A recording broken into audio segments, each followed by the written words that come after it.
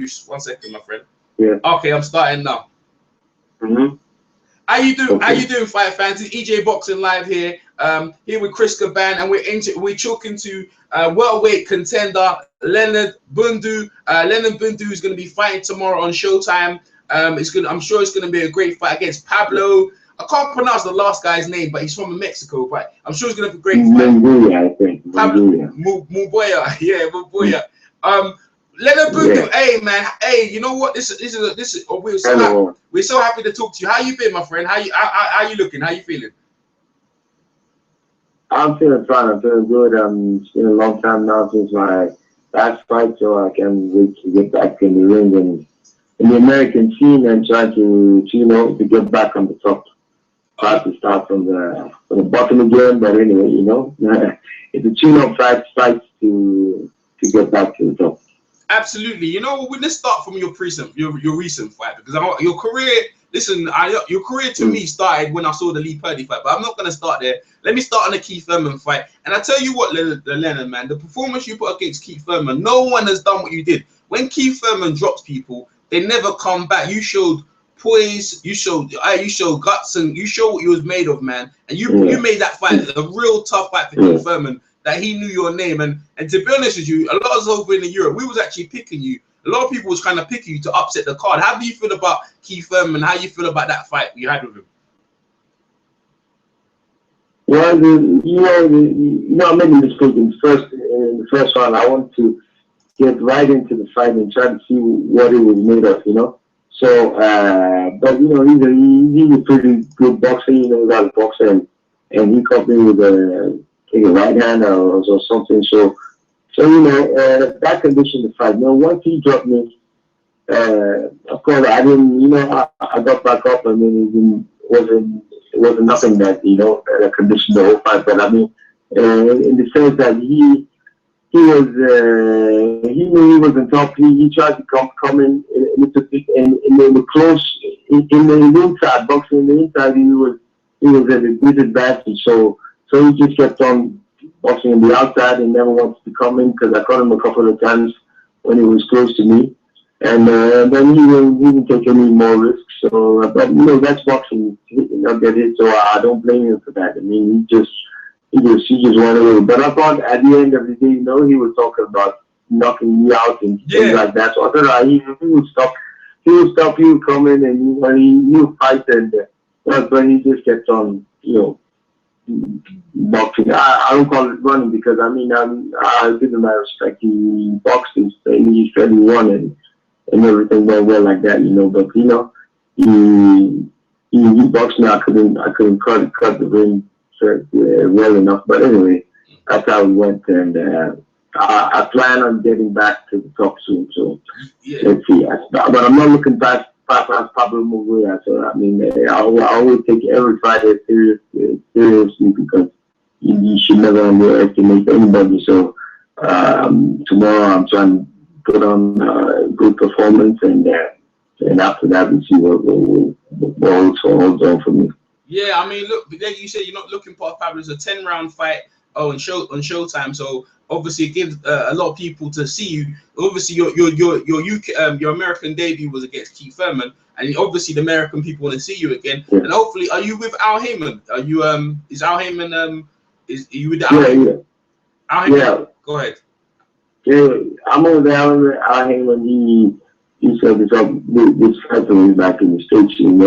I have a double management from the Italian and the American, but I plan on fighting here, and that's where things happen, and I hope to get back, like I said, back on top. I'm still feeling fresh and young, although I'm 40 years over, but anyway. Yeah. I still feel good, so, Yeah, you know what? I was looking, because I was going down your box rec.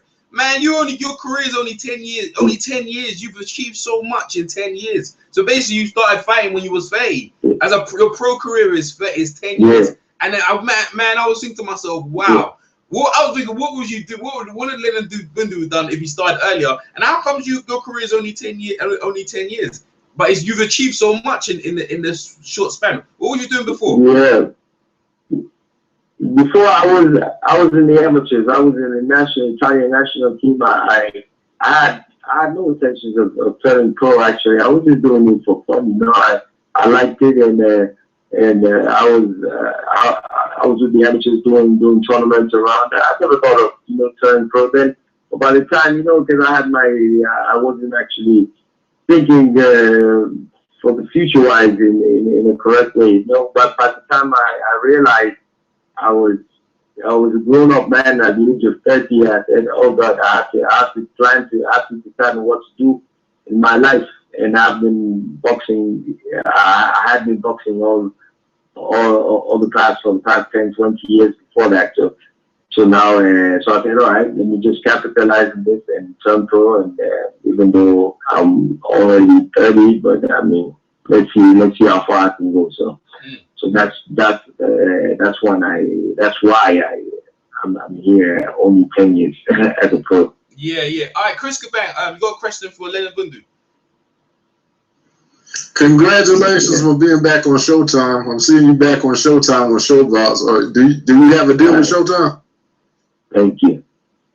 No, I have no deal. I mean, this is just a comeback 2-up fight. That's just a test fight. Let's see what's going on. Then after I hope to settle some big things later on. Yeah, and like Errol said, great performance against Keith Thurman. That was like the best. You fought him the best out of everybody I've seen. You and Diego Chavez, and the Lee Purdy victory, that was pretty good. You actually beat Lee Purdy more convincingly than Devon Alexander. So this is more like a showcase fight, right? It was. But yeah, it was a good tough fight. I mean, and that was my first fight too in England. So after that, I started stepping on the world scene outside. Let's say outside Europe. And then that was one of the first fights when people saw me. More people saw me. So I was looking to do a better performance against Keith Thurman here in the States. But anyway, things went how they went. But I hope I'll see you back soon. Like I said, I'm looking I'm not looking past my fight tomorrow. But I hope to put on a good performance. Mm-hmm. I'll be rooting for you. Yeah. I was gonna say, right. Okay. I was gonna say, Leonard Bundu. I was saying, see Frankie Gavin winning against Kell Brook. I was thinking, you know what? That should have been your shot, because you beat Frankie Gavin handily, and a lot of people thought, they wanted the rematch with you. I don't know why, because you beat him very convincingly. I felt you should have the shot against Kell Brook. How do you think? I know obviously we're not looking past your opponent. We're not. Obviously we're showing respect. But how do you think you would have fared against Kell Brook? Well, Kell Brook is really good fight. I really like the way he fought. I saw him live when he beat Sean Porter, and I knew he was going to be, not easy work for him. And with Frankie Gavin, but I know he was, he had all everything in favor of him. I would have, I don't know how I would have went, but I would have given everything I had, like always, and I think I would. I saw I see a little bit of fault in the strike, so in the style of fighting. So I would have capitalized on that and tried to pick up something and pressure him a little bit more. But anyway, I don't know. I didn't. Frankie Gavin had his own chance there, but I was since I had before the Keith Thurman fight, I should have been. I had the semifinals with Jojo Dan, but instead of doing that, I went with Keith Thurman. So I was outlisted from the idea of Franks for 6 months. So I couldn't be part of a possible fight with Campbell, but I'm ready to fight him, and I'm sure give him a tougher time than what Frankie Gavin did, and probably get the upset like always, like always in England. I love the British fans, but always I'm like I go there and always win. So that's my plan: go in there and win, and it'll be good. It'll be a good fight. Yeah, I think it'll be a great. I think it'll be a great fight. I think you match up very well. We was talking about on the weekend, yeah, and I personally think you would match up well. You would match up well even against Adrian Broner, or you'd match up well against Sean Porter. How do you think you'd fare against them? I think that would be good. Or even Marcus Maidana. You match up well because your start. I see the way you switch stances. You know what I'm saying? You switch stances, and you're definitely you're gonna be there. I was gonna say, where'd you get the switch stances from? Because most guys, Italian. I've never known that a guy who switch stances, it confuses your opponent, and that kept you in the fight with Keith Thurman because he couldn't read you. It's very smart of you to keep doing that. Yeah. Yeah, well, it's just something, I think it's in my family. I just discovered that lately that we all use both hands, and my mother and my grandmother, they're like left-handed or right-handed. I didn't know that till I started boxing. Then I started, well, I do everything with my right hand, but when I box, I always switch. It just comes natural, and I just do it without thinking. So it's not that I say, okay, let me switch, so let me confuse it. I just do it, and in doing that, it creates some problems for my adversaries. But anyway, with against Adrian Broner, I'll beat him for sure. Nobody likes him, and I don't like him. Anyway, Sean Porter is a great fighter. I'm happy he won. And again, Sean Porter too. He's on my level. I mean, he can square it up. It'll be a good fight. Michael fight out would be good too. Of course, he's a really tough guy. I mean, but I think our styles will be, will make a perfect fight. So all of those fights, I think, they are at my standard. So I can just do everything, everything. I don't like to, announce I'll beat this, I'll beat that, but I know it will be a good fight, and that people will love to see. Okay, I've got a question in the chat. Chris, you need to mute yourself over there. I'm gonna get some feedback. Well, I got a question from in the chat. So from Fair Shape Boxing, was Keith Thurman the hardest puncher you ever faced? I got a question from because this is aired live on YouTube, Google. One of the guys, one of the guys from the YTBC Boxing, Fair Shape Boxing. His question is to you: is that was Keith Thurman the hardest puncher you ever faced? Hardest puncher you ever faced? Yes, he actually was the hardest puncher. That guy can hit hard. I don't know if he had a brick in his hand or something, but he really hit hard. I have to give that to him. He's the hardest hitter, and I told you,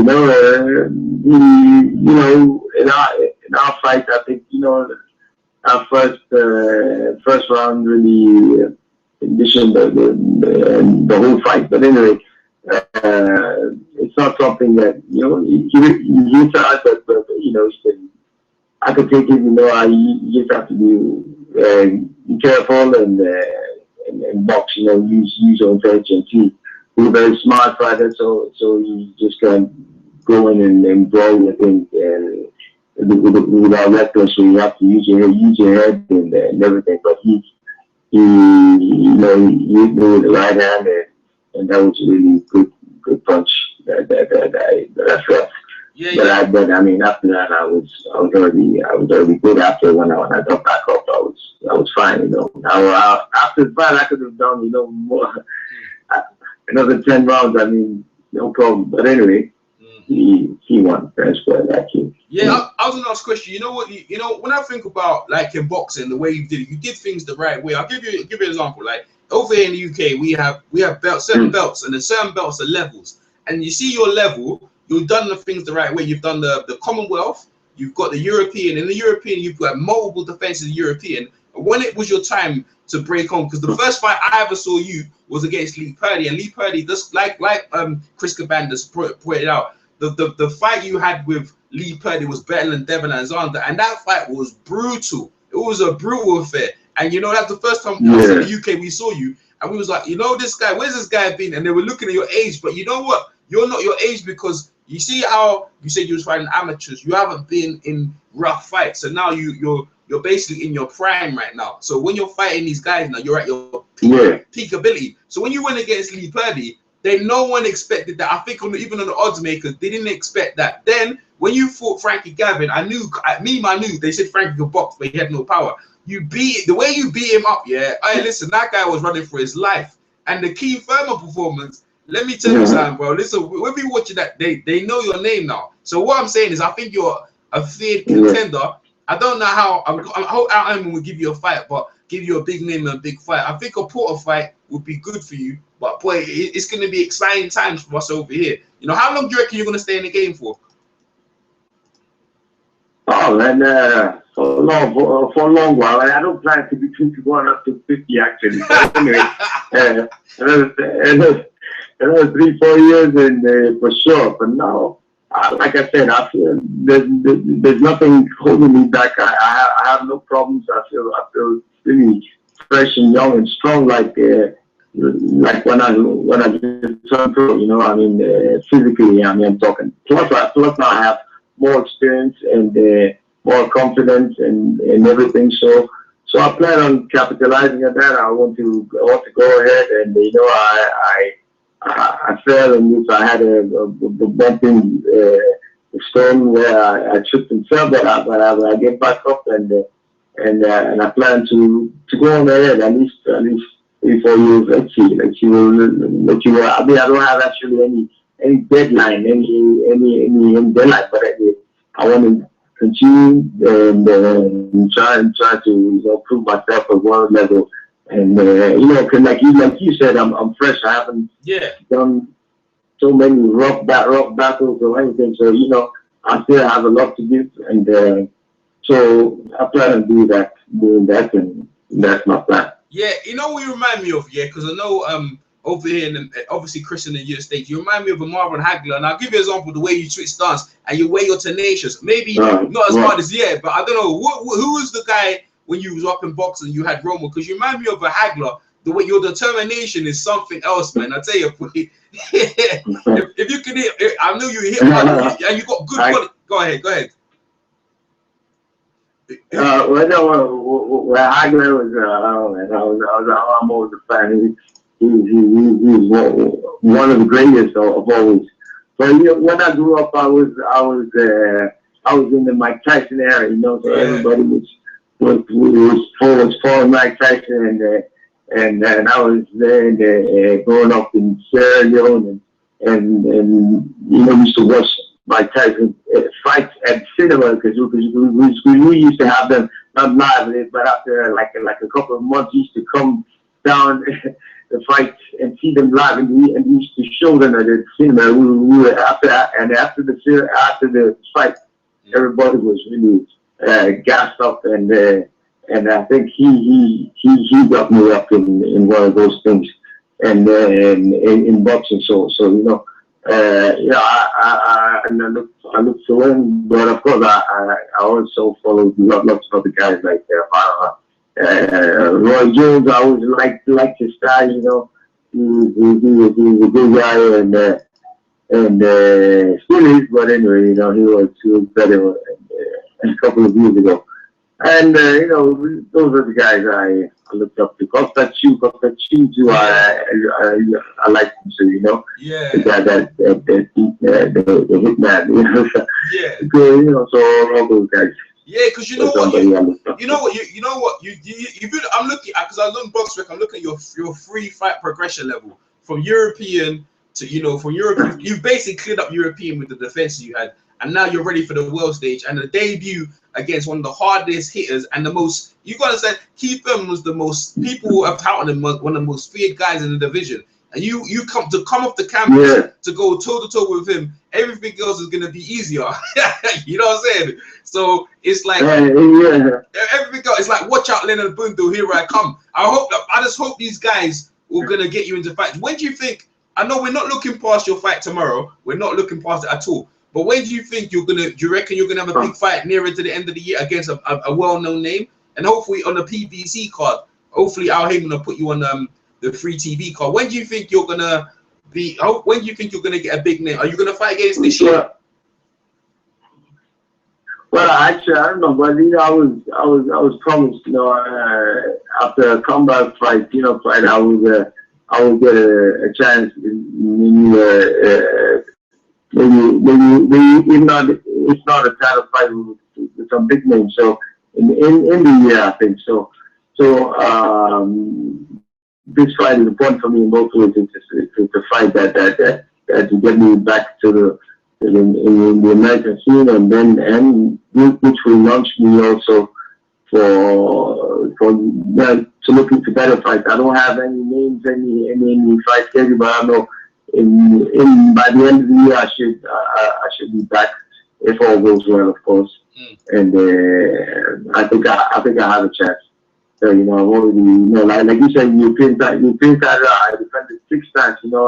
Most guys just defend European title once or twice, and they already get a title shot or something big. But I had to defend 6 times, travel twice out of Italy, and but I think I've done enough now to get a little bit of recognition. So, but I think by the end of the year I get back and good world level. Yeah, I agree. Okay, because we know fight fans listening. Leonard Bundu's got the weigh-in. He's got a weigh-in in a couple of hours, so we don't want to rush him. Chris Gaban, I do. Yeah. I'm out waiting for the boss now. Yeah. Chris Gaban, you got any questions for Leonard Bundu before we go?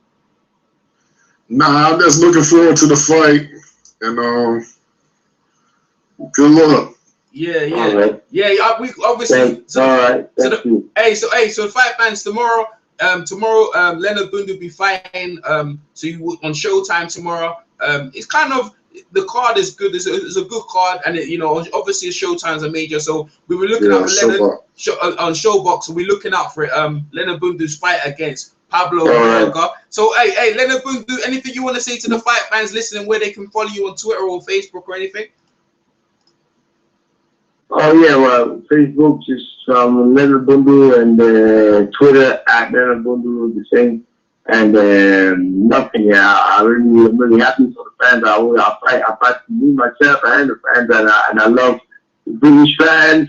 I hope to get some American fans extra, and thank you all to you. It's really been nice. It was nice talking to you guys. Nah, man. Leonard, man, we appreciate you. Listen, man. You're a credit to the game, and we wish nothing but the best for you. And hopefully victorious tomorrow, and hopefully we get interview when you get a big fight, because we know you're gonna get a big name come through, and people, you're gonna shock the world. But Leonard, we'll talk to you soon. Hopefully things will do well. Leonard, take care of yourself. All right then, man. All right, thank you very much. And I'm always here for you guys. Thank you very much. Thank you, man. Take care. Bye. Okay, bye. So that's Leonard Bundu fight fans. So you still got the fight channel open? No, we're still recording, Chris. So so people. So the fight's tomorrow. Leonard Bundu's gonna be fighting tomorrow, and me and Chris Gaban, we appreciate Leonard Bundu. He's a great warrior. Like we said, he gave Keith Thurman all the trouble. He probably gave Keith Thurman the hardest trouble that anyone's ever faced him. So him and Diego Chavez. Him and Diego Chavez. But Diego Chavez, when he got knocked down in that, he got stopped. Leonard Bundu. So I'm saying, you think anyone can survive Keith? You think anyone can survive one time? No one survived one time, Keith Thurman. So we're gonna try and do this more often. If anything, I'm trying to hit up Deontay Wilder and try and do the chat. So we're gonna try and do this regular. Leave your comments, like you said, in the comment section, and we try and ask questions. So from EJ Boxing Live, from Chris Gaban, we'll catch you another one. All right, peace.